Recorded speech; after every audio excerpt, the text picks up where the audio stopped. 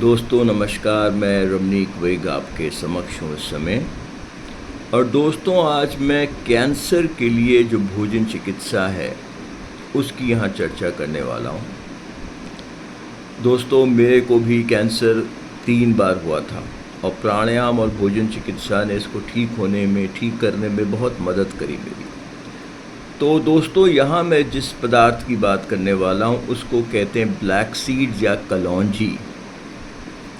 कलौंजी ख़ास तौर पे मिडल ईस्टर्न कंट्री जैसे साउथ ईस्ट एशिया जो है, और I would say middle east country ज़्यादातर जैसे मिड ईस्ट एशिया है, जैसे ईरान, इराक, अफ़गानिस्तान, कुवैत, इन सब में तो बहुत ज़्यादा इसका प्रचलन है। हालांकि भारत में भी हम लोग कलौंजी बहुत चीज़ों में डालते हैं। ख़ास तौर पे आपने देखा होगा मट्ठी में है, पापड़ी में है, समोसे में भी डाली जाती है। तो कलौंजी बहुत इम्पोर्टेंट है जहाँ तक कैंसर का सवाल है। कलौंजी में एक ख़ास एंटीऑक्सीडेंट होता है जो सूजन नाशक होता है, ट्यूमर को काटने में मदद करता है, कैंसर को मात देने में मदद करता है, और वो एंटीऑक्सीडेंट का नाम है थाइमोक्विनोन। ये जो एंटीऑक्सीडेंट है बहुत ही ताकतवर और सूजन नाशक एंटीऑक्सीडेंट तत्व है जो हमको सिर्फ कलौंजी में मिलता है।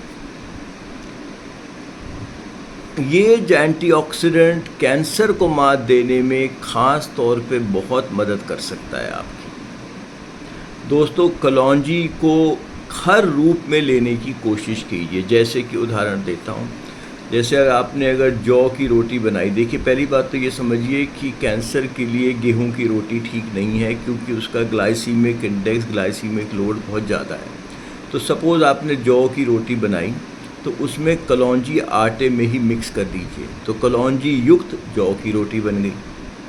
इसी तरीके से अगर आपने कहा कि बाजरे की रोटी बना रहे हो तो उसको भी कलौंजी को आटे में ही बाजरा में ही मिक्स कर दो और आपकी बाजरा की रोटी कलौंजी युक्त हो गई। कलौंजी बहुत एंटीवायरल और एंटीबैक्टीरियल इन नेचर भी होता है, यानी कि अगर कोई संक्रमित रोग जैसे कोई वायरल शहर में है या कोई बैक्टीरियल इन्फेक्शन शहर में है तो उसको भी मात देने में कलौंजी बहुत मदद करता है। साथ साथ फेफड़ों के संबंधित सारे रोग जैसे ब्रोंकाइटिस है, अस्थमा है, लंग कंजेशन है, COPD है, ये फेफड़ों से संबंधित जितने भी रोग होते हैं उनको भी मात देने में कलौंजी का अहम स्थान रहता है। और ख़ास तौर में कैंसर में तो बहुत ही बड़ा है, जैसे मैंने भी बताया। तो दोस्तों, कोशिश करिए कि कलौंजी को अपने खाने में, भोजन में शामिल करें। अच्छा दोस्तों, तो मैं चलता हूँ और आपका दिन शुभ रहे।